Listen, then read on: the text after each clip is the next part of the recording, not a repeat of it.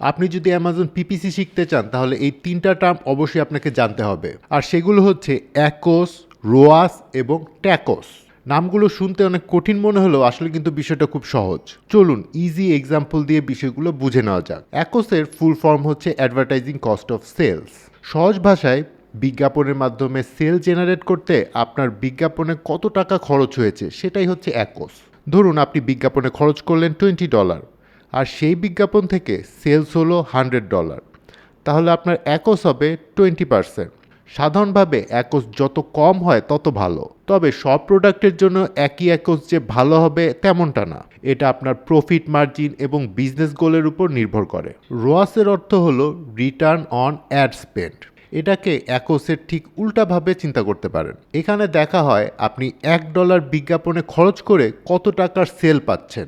ধরি $20 স্পেন্ড করে যদি $100 সেলস আসে তাহলে আপনার রোয়াস হবে 5, অর্থাৎ প্রতি $1 বিজ্ঞাপনে খরচ করে আপনি $5 সেলস পাচ্ছেন। তাই রোয়াস যত বেশি হয় তত ভালো। এবার আরেকটা গুরুত্বপূর্ণ ম্যাট্রিক হচ্ছে ট্যাকোস।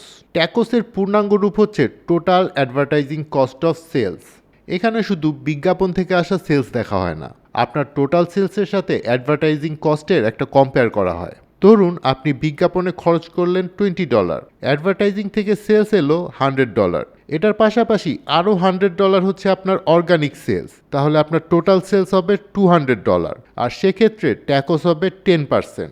এই ম্যাট্রিকটা বুঝতে সাহায্য করে যে বিজ্ঞাপন আপনার পুরো বিজনেস গ্রোথে কী ধরনের প্রভাব ফেলছে। যদি সময়ের সঙ্গে সঙ্গে অর্গানিক সেলস বাড়তে থাকে তাহলে ট্যাকোস কমে আসে। তাহলে এবার খুব সহজভাবে মনে রাখুন, অ্যাকোস হচ্ছে বিজ্ঞাপন থেকে সেলস আনতে কত খরচ হয়েছে, রোয়াস হচ্ছে বিজ্ঞাপনে খরচ করা প্রতি $1 থেকে কত সেলস এসেছে, আর ট্যাকোস হচ্ছে আপনার অ্যাডভার্টাইজিং পুরো বিজনেসের পারফরমেন্সকে কিভাবে প্রভাবিত করছে।